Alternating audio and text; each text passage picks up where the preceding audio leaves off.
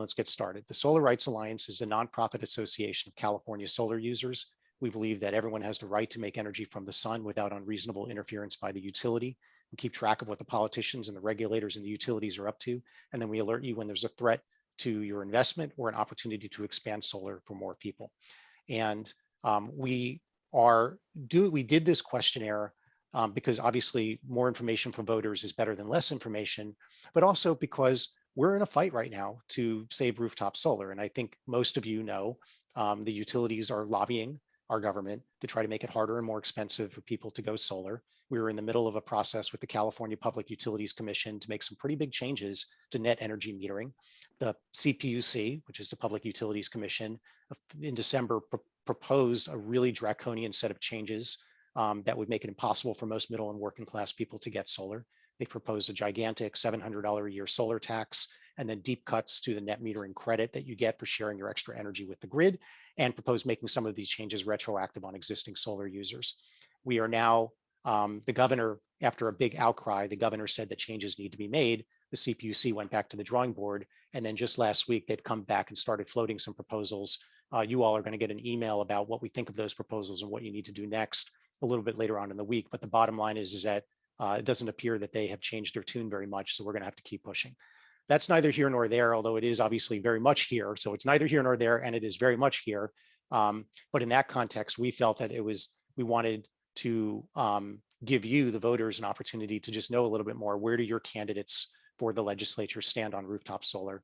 So we're only a 4-year-old organization, and this is the first year that we're doing this. And we thank Jennifer and Sean for taking the time to complete the questionnaire and then come on to dig a little bit deeper with us. I'm going to ask Jennifer and Sean to quickly just give a little bit of a 3-minute intro of themselves, and then we're just going to dive into the questions. It's helpful to have their responses for the questionnaire in front of you, but I'm going to try to go past the questionnaire responses and presume you all have those, and what we're trying to do is get to the next level of detail. Okay, so with that, Jennifer, why don't you go first and introduce yourself? You have 3 minutes, and then I will time you, and then Sean, you will go next, and you will have 3 minutes. So kick it away, Jennifer. Thanks so much. So I appreciate all of you coming tonight to listen live to our discussion about solar. And, I'm hoping that we can also expand the discussion into climate protection writ large, because I think what solar allows is for us to remove dependence from the grid, remove dependence from generating electricity by burning fossil fuels.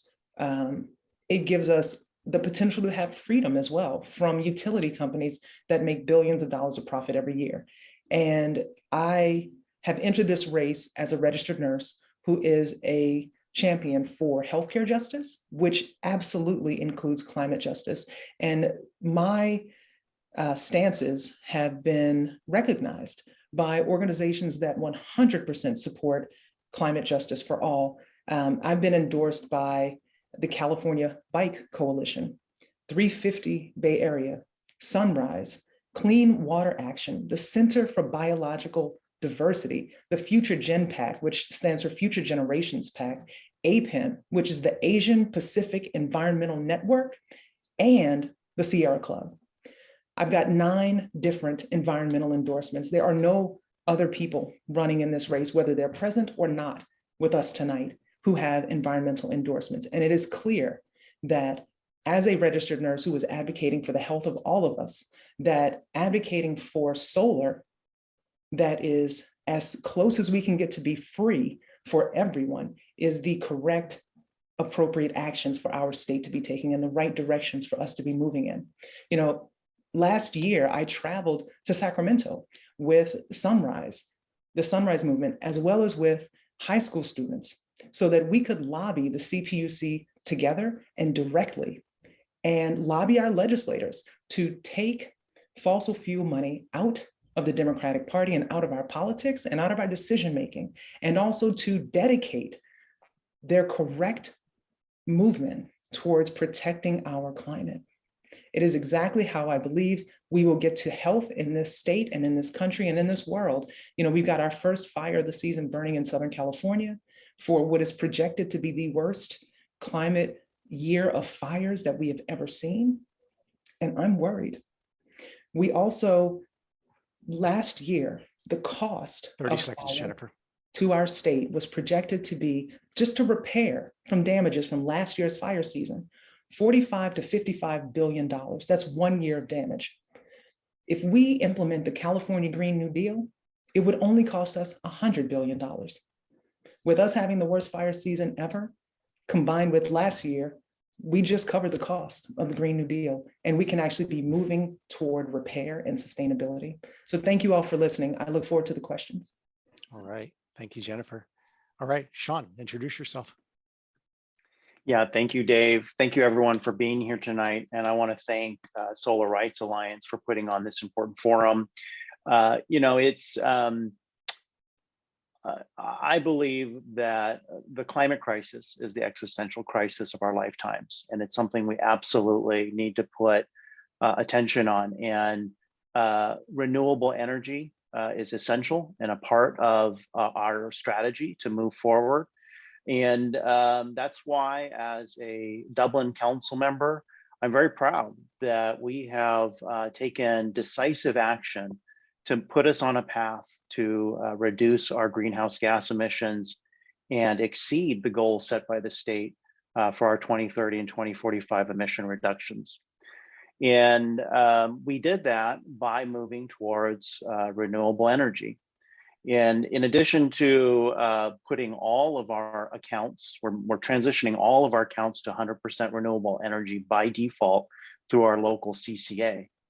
We have also taken on energy resiliency and renewable energy projects for our city. Because what we realize is that in the past few years is that the impacts of a failing grid, the impacts of a centralized energy generation system is just not sufficient. And if we want to move towards 100% building electrification and 100% zero emission vehicles, we're going to need to put massive investments. And I believe that rooftop solar is part of that overall mix. Just to back up a little bit, I wanted to tell you a little bit more about myself. And that is, I'm a council member in the city of Dublin. I'm also a third generation veteran, and I'm the son of a first generation Japanese immigrant. And I'm very proud to be the first openly LGBTQ elected official in the Tri-Valley region. I'm a trained instructional designer and workforce development professional. I have served for over 21 years as an intelligence professional in the United States Navy. And I currently work as district director for Assembly Member Bauer Kahan. And I'm very proud to have her partnership and her endorsement in my campaign for Assembly.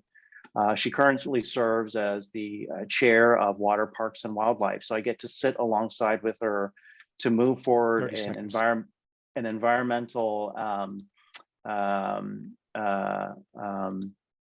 agenda in the legislature, including carrying bills that would advocate for increased rooftop solar, battery storage, and other renewable energy initiatives.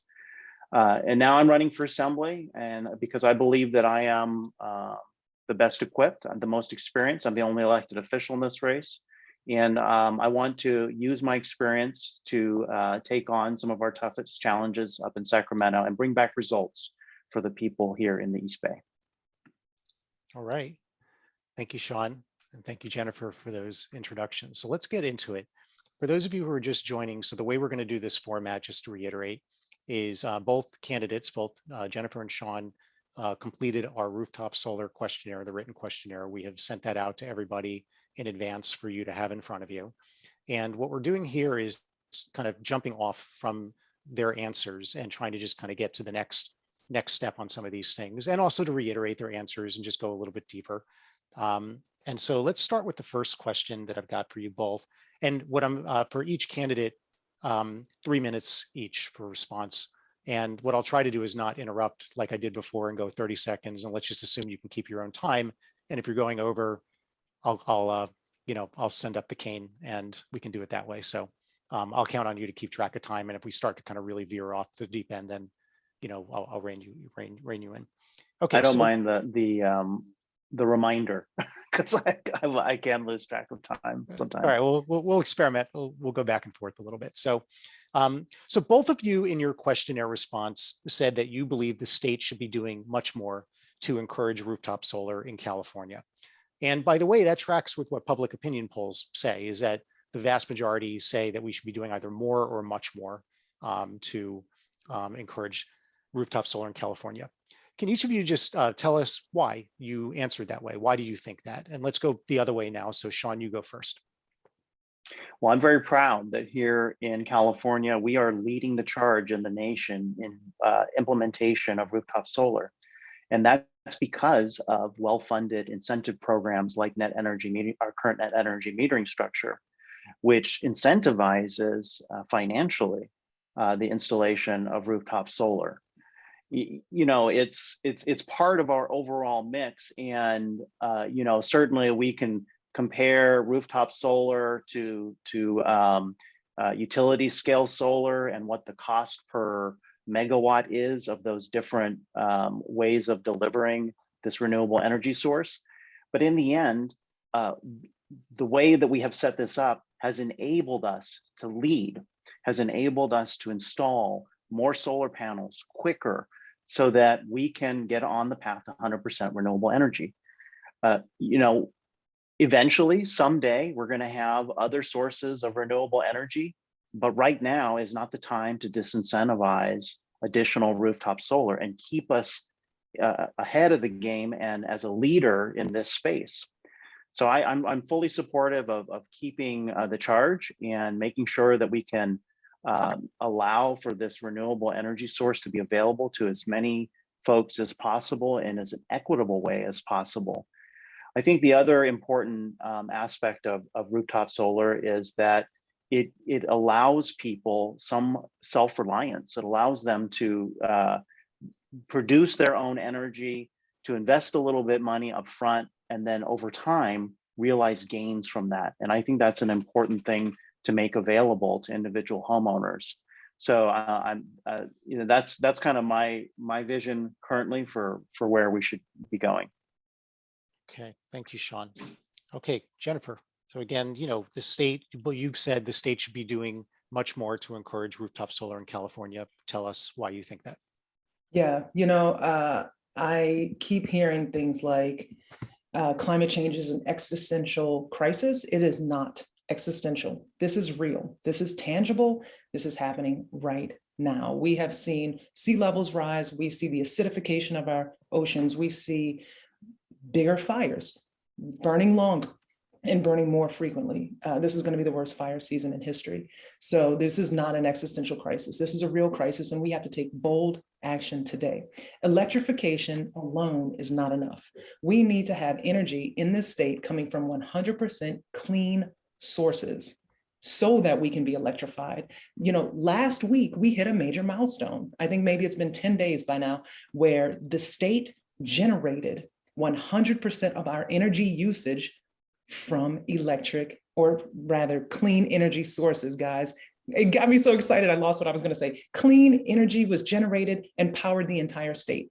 And the surplus energy, because we were still burning fossil fuels, was able to ship elsewhere. That means that we are on the precipice of being able to generate clean energy for this state every single day. So we need to absolutely make sure we get solar on every rooftop, because when we do, we will be able to generate enough energy for our entire state and beyond. So I also want to mention that electronic cars may be the future of cars, but they are not the future of transportation. We have to have deep investment in infrastructure so that public transit can really be the way. We need cars off the road. The generation of batteries is not necessarily the cleanest thing. Sourcing batteries and the raw materials to create them can be a taxing process on the earth. And if we keep making individual cars for individual passengers, the need for batteries will be pushed toward individual cars. We need batteries that can power mass transit, and we need to make sure that we are building infrastructure, because we can scale up so quickly when we have buses on the interstate, the freeway, and the roads that already exist, that we can make it comfortable, convenient, and clean to ride public transit without waiting for a new tunnel under the Bay Bridge or a new train to be built somewhere. We also need an independent CPUC. Let me say that again. We need an independent CPUC. People should not be connected to PG&E in any way, shape, or form, and then go to serve on our Public Utilities Commission. Subsidies for all rooftops across commercial and residential buildings need to be increased. And I think that, as you know, I also am someone who supports tenants' rights. I've been endorsed by the California Democratic Party Renters Council. I think that if we want to see rent protections for tenants and a stabilization of rents across the state, we can make partnerships with people who own housing and encourage them to keep rents low by helping to subsidize their solar. That's an idea that I haven't heard anybody put forward in the legislature. So when I get elected, I'll make sure we have legislation that brings together those people who are big real estate holders, because we need them to have solar. They can afford it already, but they don't want to protect tenants. So this is how we proverbially kill two birds with one stone and protect tenants in the process. We have to have lower subsidies. And we're at time for this question. Oh, I thought I was going to get 30 seconds. That's all right. I think maybe I'll go back to 30 seconds. I like the 30 seconds. Okay, all right, Yeah. great. Popular demand. You got me. So Jennifer, you're getting on some things that we actually are going to cover a little bit later, is what would you guys do in the legislature? So you're on the right track there. And so let's just take this one step at a time. Both of you mentioned a little bit, and I'd like to just kind of build this out a little bit more, and then we're going to get into some details on policy. 15 years from now, you know, so this is I mean, everything that I think both of you had said about, you know, climate change notwithstanding, the state's goal is to be off of off of fossil fuels and to be fully electrified around that time, and possibly even sooner. What does everything look like in your, we obviously have to do a lot of things by then. Where does rooftop solar fit in 15 years from now? What's your vision? What does it look like in relation to everything else that we'll have in place at that particular point? And let's start with Jennifer and then go to Sean. So this will be somewhat repetitive to what we said before, but what I'm interested in, and I think other people are interested in, is kind of like the end result and what does it look like to you, and the role of rooftop solar and batteries and, you know, all that kind of thing. So go for it, Jennifer. Yeah, I think this is great. I think rooftop solar looks like it is ubiquitous. It looks like you don't see new construction that doesn't have rooftop solar. And I think we also see some solar farms that are coupled with wind farms in different parts of the state where we know we have a lot of wind and maybe don't have usable land for other things. I think that we also see that the subsidies that are moving to enhance people's adoption of solar is also protected. It's not something that disappears over time. You know, the net metering subsidies that we currently have are at risk, and the incentive to homeowners are at risk. And I think that we have to make sure that the Solar Rights Alliance is protected as it goes through this work. I think we also, behind the scenes of solar, need to see fossil fuel money come out of politics. We should also see PG&E money come out of politics, because it's money that's hard to compete with. You know, it's so much profit in the fossil fuel industry that they will spend lots and lots of money to get friends that they think will vote their way elected into the legislature. And they will spend money to prevent people who are climate champions like myself, with the endorsement of the Sierra Club and 8 other climate groups, to make sure that I don't get elected. So I think we also need to be very transparent. I think also behind that would be campaign finance reform, that we may not put together one-to-one with solar, but it's very important to have independent financing of campaigns. Because when you're a regular working person, like I am, a registered nurse who still goes to work every single day, and you have to figure out how you're going to compete with the billions of dollars that Chevron has to assist a campaign. You know, like, I hate politics, guys. I don't want to be a politician. I'm running because I want to make policy, and I want it to be informed by my professional expertise as a registered nurse. We don't have a single nurse serving in the legislature, even though we're in the middle of a public health crisis and a climate crisis that impacts communities of color and poor and disadvantaged communities more than any other place. We have to be able to have regular people who have the right heart for this work getting into the legislature. And it is incredibly complicated to do that when people will put millions of dollars on the line to get their friends elected. So campaign finance reform is something that is probably invisible when you think about rooftop solar, but in 15 years, 30 seconds. that's what it looks like. I will see the rest of my time. All right. Okay, Sean. So yeah, what is your vision? 15 years from now, what does rooftop solar and battery storage look like in relation to everything else that'll be happening at that point? Well, really quick, I don't want to get into a semantics debate, but I just want to say that when I say existential, I mean it threatens the existence of humankind, not that it's esoteric, which I think is maybe what Jen was talking about, because it is very real. And it is something that certainly threatens humanity's existence on this earth. Rooftop solar absolutely has to be part of the mix, because like I alluded to in my intro, we have to ensure that we are providing as many options, because I'm really for an all in the above approach. We need to have wind, we need to have offshore wind, we need to have utility-based solar, and there's so many new technologies coming online, but rooftop solar is here right now. And anything that we can install right now is going to get us towards our goals of getting to a 100% renewable energy sector here in California. Now, we're faced with some tremendous barriers. One of them is that transmission of energy is extremely costly. And as we are seeing with climate change, the effects of that, of our failing transmission lines, is leading to devastating effects, such as wildfires.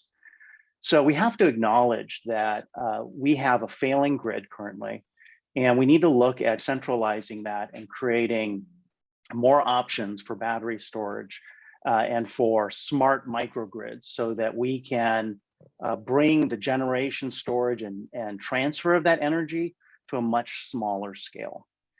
We're going to also have to look, as we transition to 100% renewable, other very big problem sets, like how do we deal with seasonal ebbs and flows in renewable energy generation, right? That's why many people are now talking about seasonal energy storage.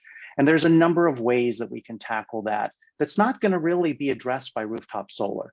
So that's why, again, we need an all of the above approach to tackling this issue. Now, it doesn't mean that rooftop solar goes away, but we're going to need to look at massive investments in infrastructure. There are certain kinetic ways of storing energy over time that then can be released seasonally to offset the reduction in generation from PV, from solar. So we're going to need to invest in that. Look, we're staring at almost $100 billion surplus this year.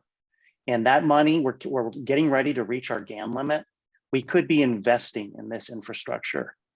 And I think it's short-sighted to say that rooftop solar owners should be covering the cost of this infrastructure investment.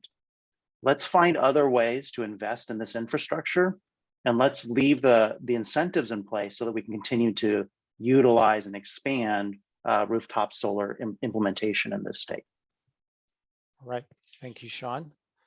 I forgot to do the 30 seconds, so my bad. Oh, but sorry. I think we're still, you had an internal, what do they call it, circadian rhythm for this thing. So we're good.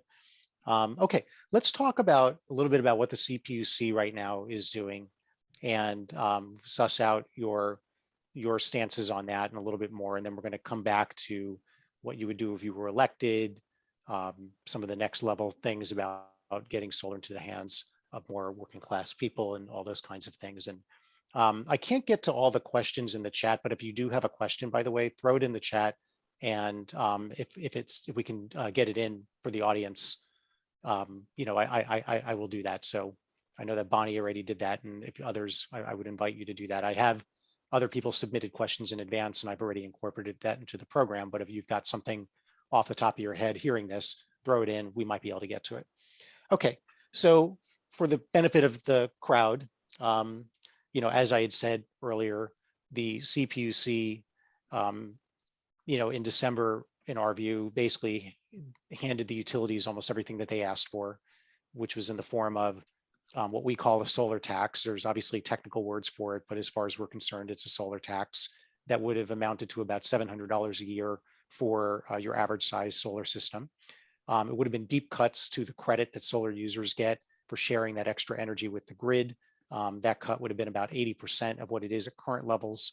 And that what that would have been was, right now you get a credit of about 25 cents a kilowatt hour on average. That would get shrunk down to about 5 cents per kilowatt hour and take the payback, which right now is, between like 6 to 8 years, and it basically double that or more. So, and then the final part of the CPUC's proposal was to make some of these changes retroactive on existing solar users, specifically to shrink the period of time that solar users are allowed to stay on their current net metering program. There were other aspects of the proposal, but let's just hone in on those. For the benefit of the crowd here, we don't need to talk about this. Both of the candidates you have here are in favor of maintaining existing protections for current solar users, the existing 20-year protections. So there's nothing really to say about on that, but I want the crowd to know that both candidates are on that page. So then for the next question, and this one, I think please only just take a minute for it, unless there really is something more to say, but I feel like it's such a big thing that we have to have something to say about it. Both of you have said that you are against a solar tax. And so what I'm wondering is if do you have anything addition that you want to say about that?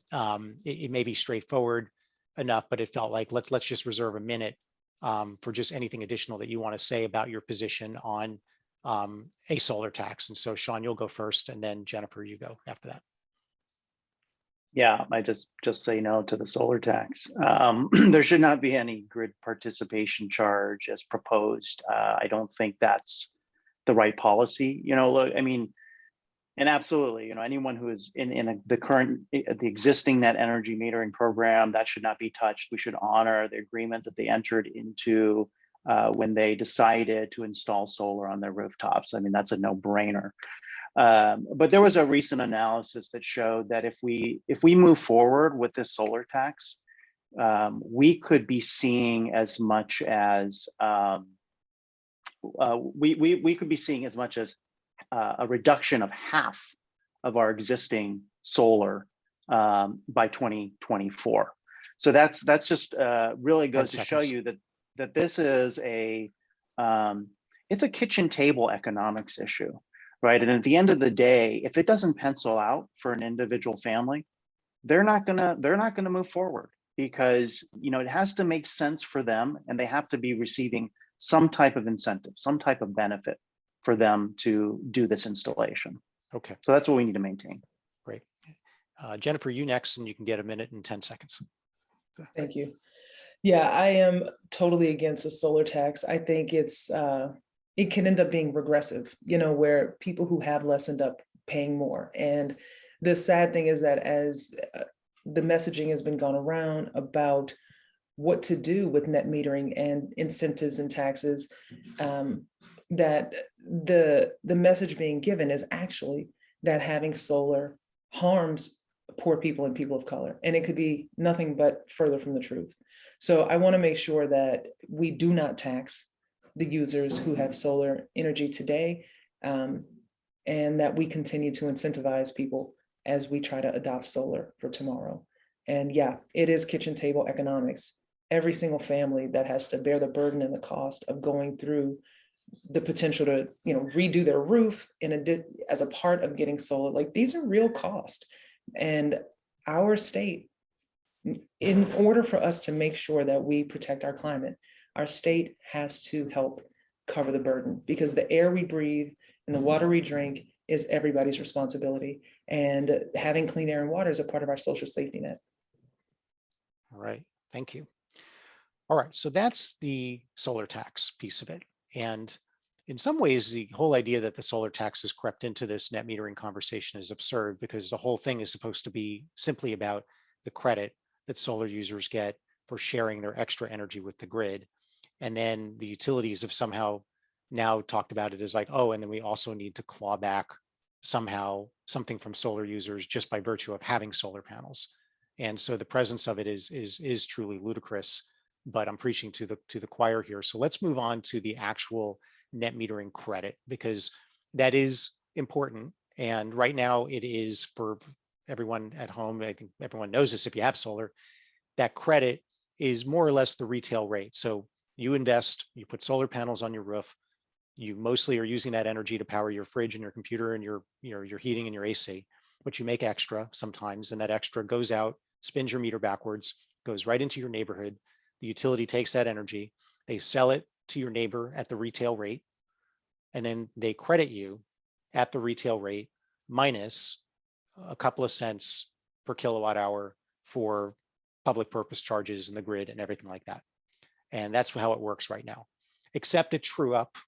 I think as people never cease to, people know this, a true up, if you have any surplus at the end of the year, at the end of your solar year, which is called true up, that you only get reimbursed about 5 cents for, and that's a bone of contention. But let's put that aside. 12 months out of the year, that's how net metering works. Right now, that makes it so that consumers can expect their rooftop solar system to pay for itself between 6 and 8 years. And the changes that have been proposed by the CPUC would basically take that credit from where it is an average of 25 cents a kilowatt hour, bring it down to 5, and that would basically push the payback period to 13 to 20 years, depending on the utility and a bunch of other factors. Now, both of you have stated in the questionnaire that you're in favor of setting this credit at a level that allows rooftop solar to pencil out for middle and working class households. And that's a very important principle. So we thank you both for having that. Sean, you said that the net metering credit should be set, to the extent that changes are going to be made, that it should be set to ensure a payback period of 10 years. And Jennifer, what you said, and I'm paraphrasing here, so just when you respond, tell me if I got this wrong. You said that you believe the existing net metering credit doesn't incentivize people enough. In fact, I think the word you used was, I oppose the existing net metering program because it does not incentivize people enough. So what I would like is, could you both just elaborate a little bit more on your answers and the thinking behind it? And forgive me if I'm getting the order wrong, but we'll start with Jennifer and then go to Sean. Yeah, and this you can take 3 minutes on. Appreciate it.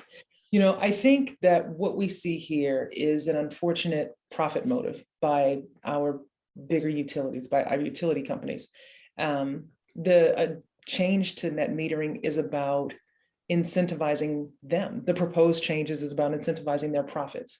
And what we have seen is 8% inflation last year. This year, since January 1, utility costs on average have gone up by about 22%.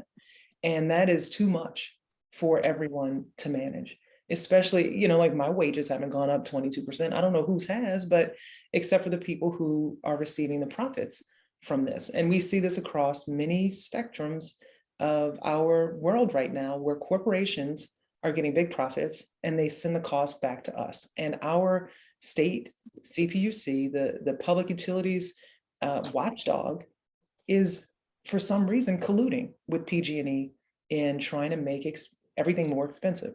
So yeah, I do think we need to incentivize solar more, because in order for us to eliminate our dependence on fossil fuels, in order for us to really be able to make sure we have solar on every single rooftop, we do need more incentives. Like I mentioned before, partnering with commercial entities to benefit the greater good by also having more solar on more rooftops across the state. And I think, a couple years ago in 2018, the town of Paradise was decimated. 84 people died. And it was because of a fire that was caused by neglect and PG&E not putting their profits back into their infrastructure. At that time, PG&E filed a bankruptcy, and the governor started to float the idea that PG&E should no longer be a private company, but instead should become publicly owned. That conversation has since gone away, but the bankruptcy led to a bailout. All of us as ratepayers are covering that bailout. And it raised our utility rates. We have utility rates that are 30% higher than the rest of the country, than 80% of the country. There's no reason that we should continue to pay for the neglect and the profit-seeking motives of our biggest utility in the state. So I think that we can incentivize a lot of people to adopt solar, and we can also consider what it would look like to have a publicly owned utility that doesn't have a profit motive. How much lower would our rates get if we didn't have to kick back billions of dollars a year in profits to 10 seconds. shareholders? I'm done. Okay. All right. Thank you, Jennifer. All right, Sean, go for it. So whatever we do, I think, it needs to be evidence-based and data-driven. Obviously, it would be great if we could give free solar panels out to every single person who wanted them, but at some point, it would become cost prohibitive, right? So we have to look at what can we reasonably do in a sustainable way that's going to continue to roll solar out on rooftops as quickly as possible without breaking the bank.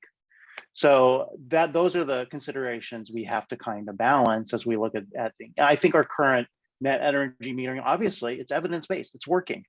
We've put over 1 million panels on, 1 million rooftop solar systems across the state.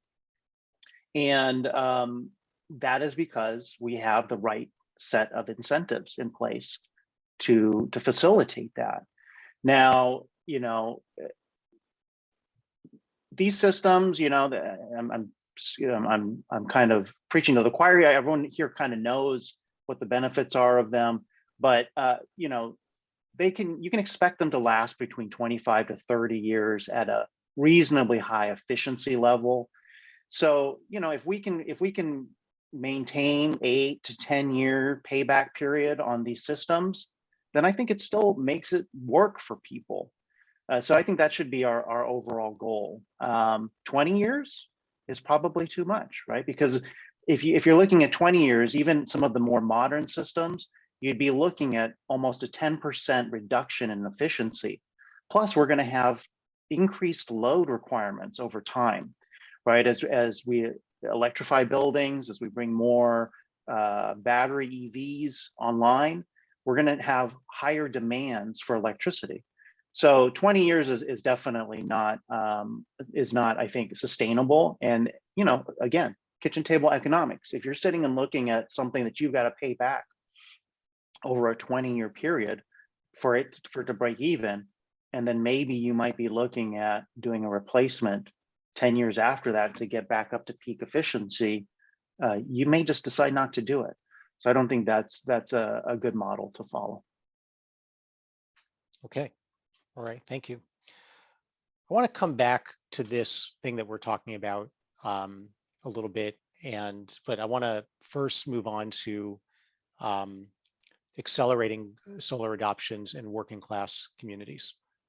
So let's just level set a couple of things. I mean, I think if you've been following the debate, you know that the utilities and their surrogates oftentimes will say, oh, rooftop solar, that's just for rich white people. And the reality on the ground is that just under half of all new solar now is being installed in middle and working class neighborhoods. So that's one data point that's really, really important. Almost every year that we're getting data, we're seeing just that proportion of solar adopters just going up and up and up. The highest solar per capita is happening in almost all of the Central Valley counties, San Diego County, and a bunch of Northern California. Basically, the poorest counties in the state are the ones that are adopting solar the most. And frankly, any drive through any kind of, working class neighborhood in Fresno, you'll just see that with, right there. Another important statistic as part of level setting, I'm going to actually get to the question, but I think this is just good, is in the last year we have data, this almost the same number of households adopted solar that were making less than $50,000 a year than who made over $250,000 a year. Now, it is the case that total 1.4 million solar systems skew towards the wealthier and the whiter. But as a trajectory, it's now just starting to get into the hands of working class Californians and starting to pierce the race barrier. And much of the reason why solar still skews whiter is because of just historic problems with home ownership that are associated with redlining and just all the things about that. So of course, part of getting solar into the hands of more working class people is got to also include like, how are you increasing more solar on multifamily homes and renting and that kind of thing, which that too, to level set, is actually a lot bigger than the stereotype that the utilities try to claim. And in fact, 20 of the state's largest affordable housing developers have spoken very, very clearly in favor of the current net metering program. And in fact, they utilize net metering to be able to get solar on affordable housing developments, increase the number of units they can actually build, and offer the rent at a cheaper price. So it's a canard up and down the line, but it still is a fact that not enough solar is going into working class neighborhoods and renters.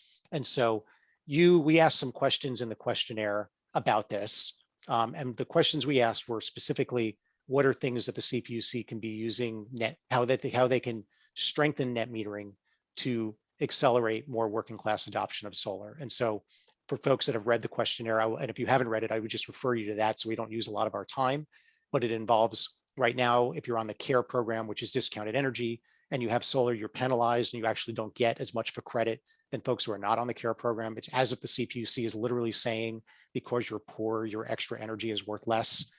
So obviously we are saying CARE should get the full credit.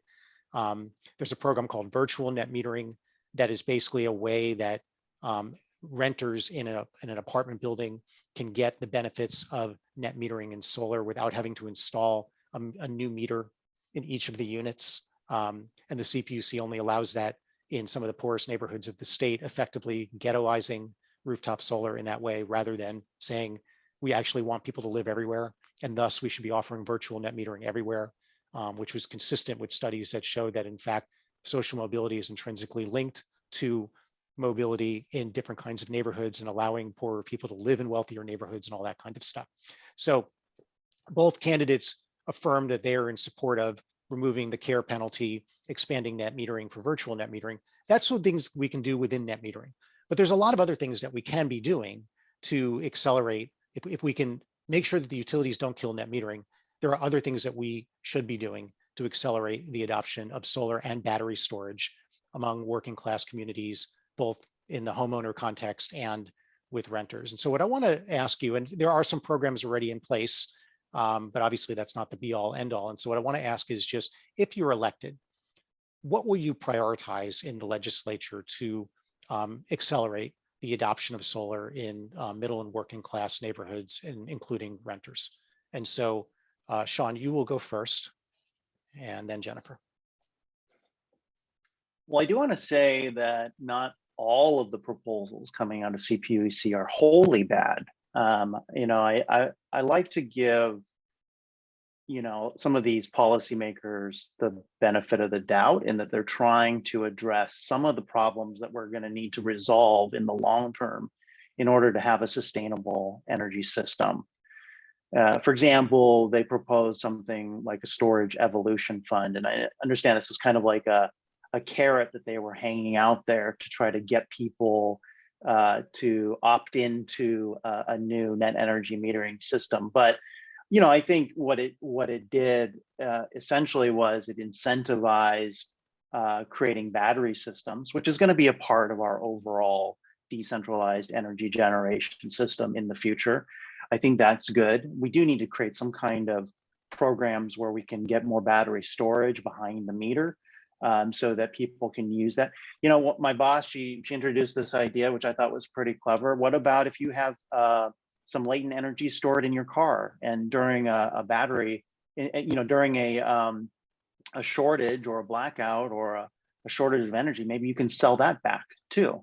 So I think there's some creative things that we can do when we look at emerging technology to figure out how we can provide for a more resilient energy system. They also proposed an equity fund. We absolutely need an equity fund. And this is why I'm kind of opposed to going deeper with net energy metering, because like I said, it's very apparent, it's evidence-based that net energy metering has worked and continues to work. So let's tackle the rest of the problem. And I wouldn't carte blanche deny that we have not provided enough access in these programs to communities of color, to under-resourced communities. I think there is evidence that we have undersupplied those resources to these communities historically. So let's look at that with a critical eye and say, let's create some kind of equity fund. How can we educate communities more to the availability of these credits, rebates, and programs? How can we incentivize deeper? And like you said, with the care penalty, take that off of the table. Let's give them back some more money, because that's just going to be a stimulus to their economy to have those extra dollars that they're saving by generating their own electricity. But let's incentivize further the installation of solar in these communities in a targeted way, instead of a carte blanche, lowering of the net energy metering framework. Okay. All right. Thank you, Sean. Jennifer, you are up.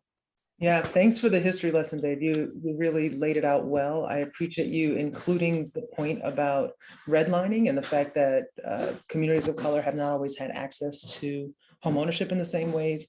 Not to mention what happened in 2007 and 2008, when a lot of people lost their homes to foreclosure because of the real estate crisis. It happened to me. I lost my home then and wasn't able to recover for many years because of bankruptcy and foreclosure and the need to, clean my credit. And even getting solar is typically not something that is a cash purchase. If you're working class like I am, you have to be able to finance such a large purchase. So all of these incentives matter, because the month-to-month cost for a solar system can add hundreds of dollars to your outgoing expenses, even if your utility bill is starting to be offset.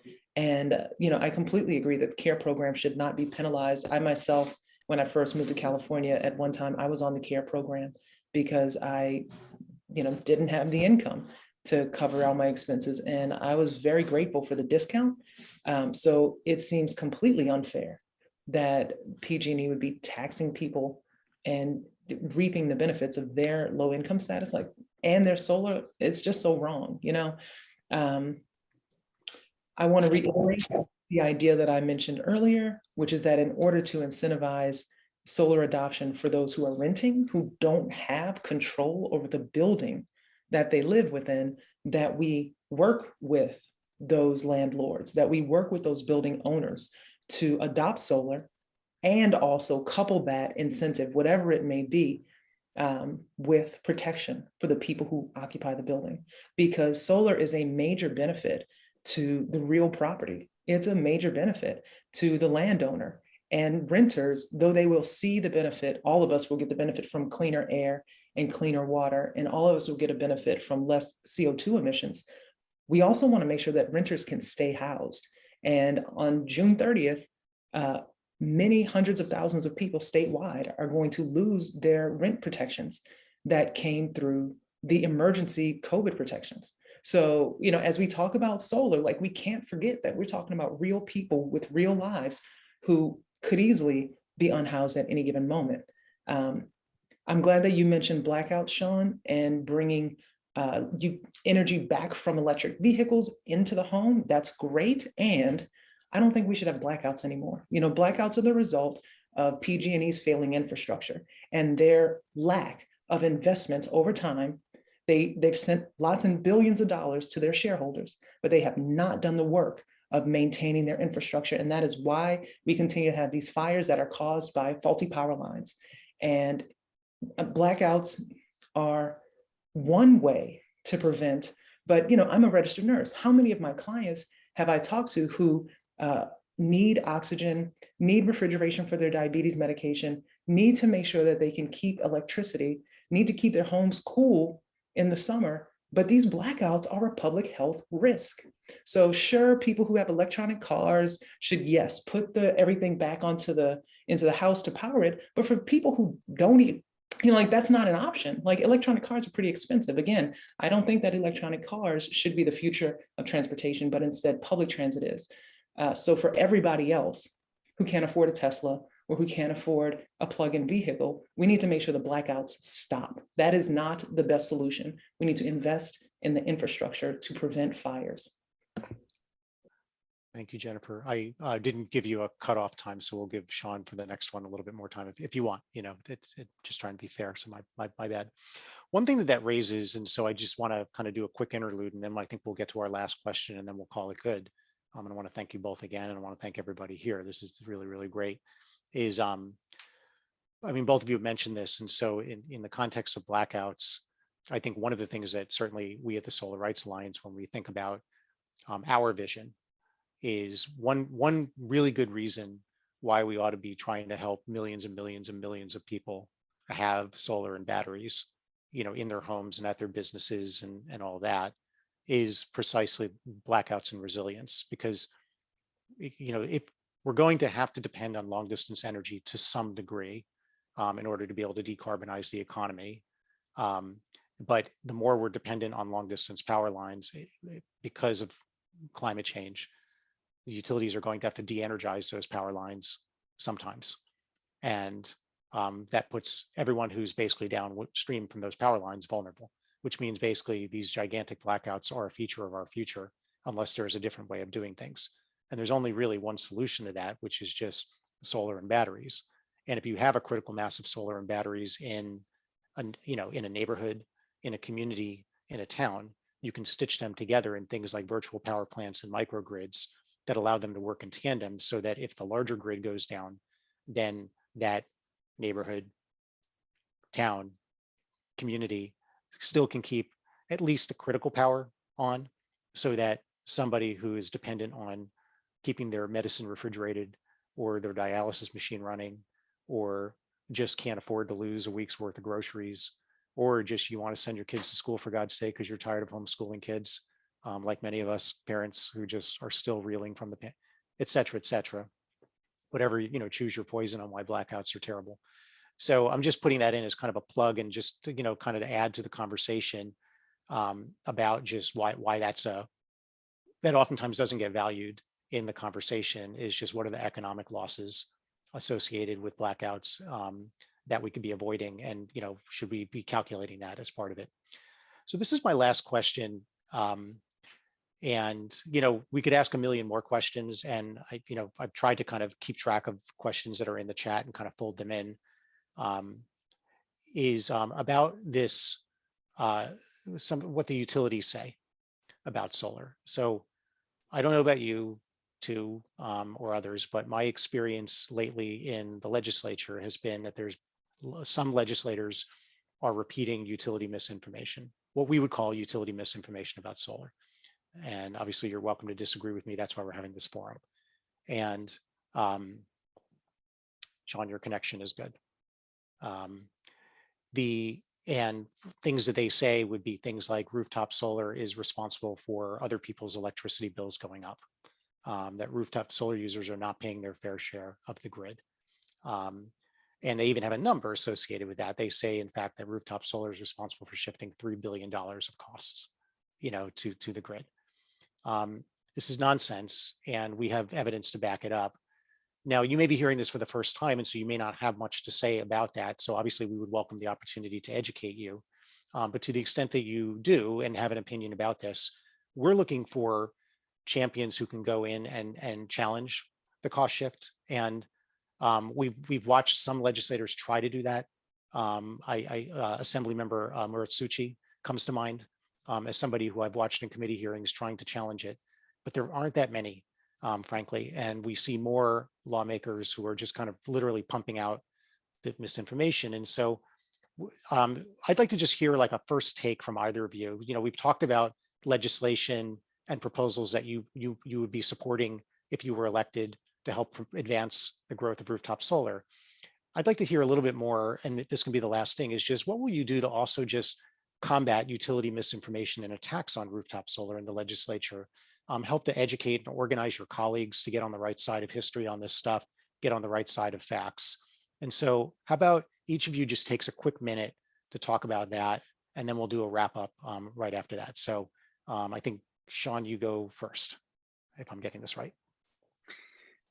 Well, first and foremost, it's about taking the meetings, having the conversations, talking with experts such as Solar Rights Alliance and others in the field who can counter some of the talking points. Now, I think, again, I mean, there is cost of infrastructure. It's just a matter of who bears that cost.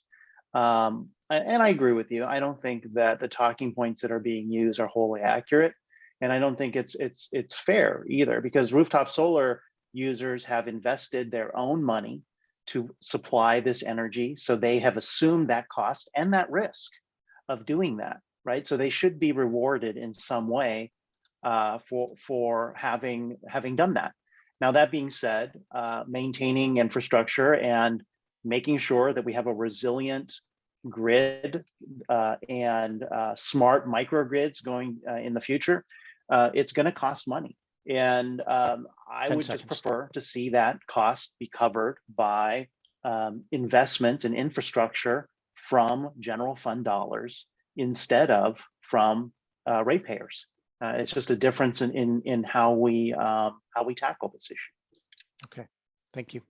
All right, Jennifer, go for it. Thank you so much. You know, I am running 100% corporate free. My campaign is free of the influence of oil, gas, and utility money. I'm a community organizer and spend every single day talking with voters and talking with community members to make sure that the issues that are close to our hearts are close to what I'm doing. I've been endorsed by the Legislative Jewish Caucus, which represents 18 different legislators in the Assembly and Senate. That's 15% of the current legislature. And I became an activist. After being a nurse, my entire nursing career, I stood up against a policy decision that was going to force my clients who have severe and persistent mental illness onto the street. Literally asking the mayor of San Francisco to not unhouse my clients because of a goal to open 1,000 homeless shelter beds. That was a brave act. And one day after protesting at 5 p.m., the next morning at 8 a.m., I came to work and my computer was missing from my desk. I put my own job, the livelihood of my family on the lines for my patients, and I'll do the same thing every day in the legislature for our community. All right, thank you. All right, well, I want to thank, there's so much more we could ever always talk about. These kinds of, forums, we do our best, right? But there's lots to say, lots to unpack. So I want to thank our two candidates who are running to represent you in the State Assembly for District 20, Jennifer Steen, Sean Kumagai. I want to thank everyone here for everything you do, being here, being engaged, being an engaged voter, being engaged on the rooftop solar issue. Over 150,000 people have weighed in to the CPUC and the governor to keep rooftop solar more affordable. Thousands of you have called the governor.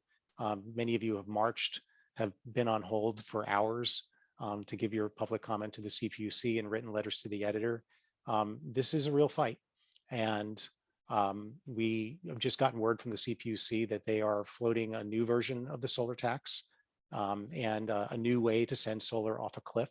You'll be getting an alert from us in about a day or so. We're just doing a little bit more analysis, but it's going to be time to fight again. And we've done a very good job of pushing some of the worst proposals back. We've gotten the attention of our governor, but we still are not quite out of the woods yet. And the goal here would be to protect and strengthen net metering and then keep going so that then we can actually get solar into the hands of millions and millions of working and middle class Californians in every part of this state, this beautiful state with beautiful people. So I thank you all, and let's adjourn. We will send this recording out, and you all have a wonderful evening and a great week. Thank you, Dave. Thanks, Dave. Great forum. Thank you. Good night, everybody. Good night.